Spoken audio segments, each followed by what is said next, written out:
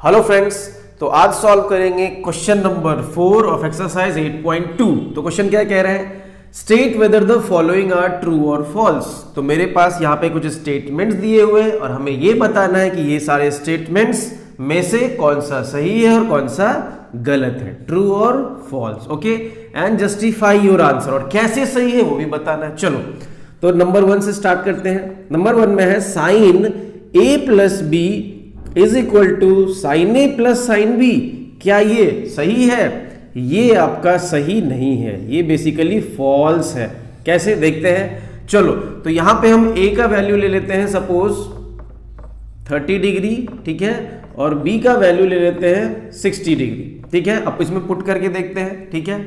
चलो पुट करते हैं, तो ये आपका हो जाएगा साइन ए का वैल्यू हमने कितना लिया 30, सो 30 प्लस बी का value 60, so 30 plus 60 is equal to sine A का वैल्यू कितना लिया 30 प्लस बी का वैल्यू कितना लिया, तो साइन 60। Got it. चलो अब देखो यहाँ पे साइन 30 प्लस 60 तो कितना हो जाएगा, ये हो जाएगा आपका sine 90 degree is equal to sine 30 का वैल्यू कितना 1/2 प्लस साइन 60 √3/2। Got it.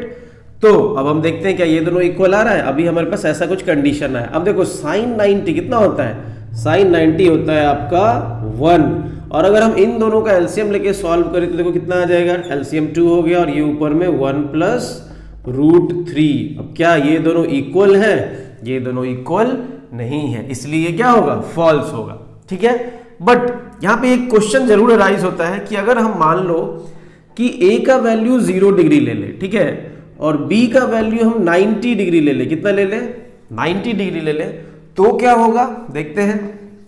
तो देखो क्या होगा, आपको यहां पे एक सरप्राइज वाला आंसर मिलेगा, ठीक है। देखो तो क्या होगा अगर हम ऐसा कुछ करें तो 0 और 90, तो देखो साइन ए का वैल्यू कितना 0 प्लस बी का वैल्यू कितना 90 डिग्री, ओके।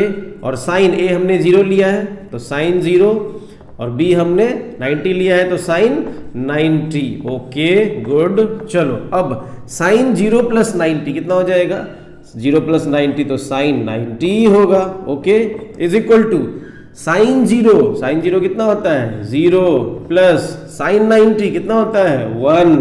नाउ ये रिजल्ट आया। अब देखते हैं, नाउ साइन 90 कितना होता है 1 और 0 प्लस 1 कितना होता है 1। यहां पे तो इक्वल आ गया। अब क्या करें, ट्रू होगा कि फॉल्स होगा।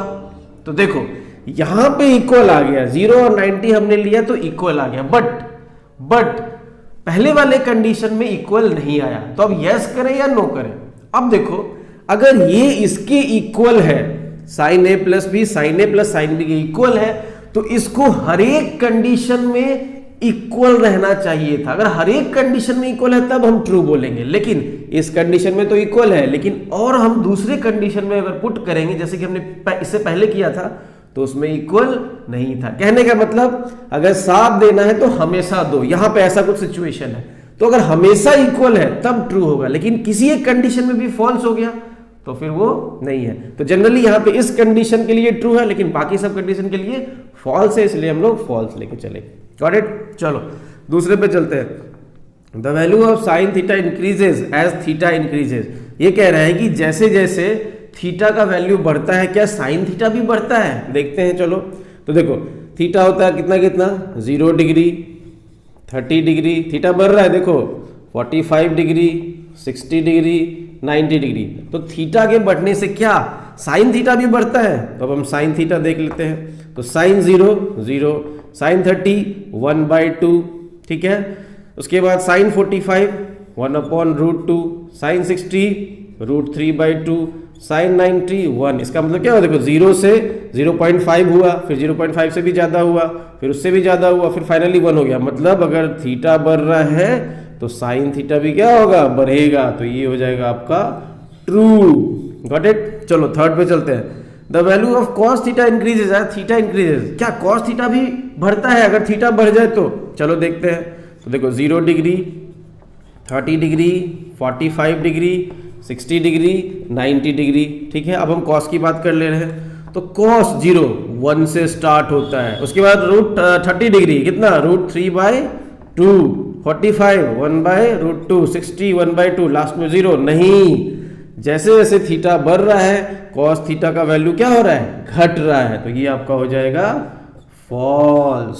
आई होप इट इज क्लियर। आगे चलते हैं। Fourth, sine theta is equal to cos theta for all value of theta. क्या साइन थीटा कॉस थीटा के इक्वल होता है थीटा के हर एक वैल्यू के लिए? बिल्कुल नहीं। देखो अगर हम साइन 30 का बात करें तो साइन 30 कितना है, 1/2, ठीक है।